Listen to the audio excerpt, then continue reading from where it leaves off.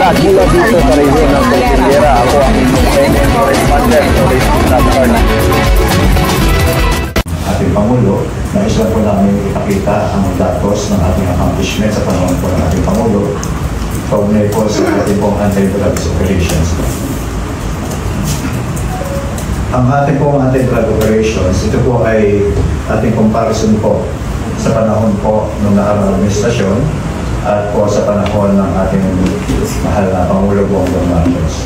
Ito po ay comparison na nagaling po ang source po nito sa DIGO, na kung saan po na ang period na July 16, 2016 up to May 17, 2019, ang nakuha po ng halaga ng lahat po ng drugs operations ay 14.3 billion plus.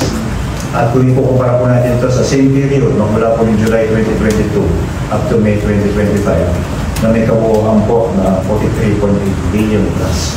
So ang difference po, makikita natin kung gaano po ka-effective yung ating pong anti-drug operation sa panahon po ng ating mahal na Pangulo Bongbong Marcos, at kung saan may pagkakaliwa po na mahigit.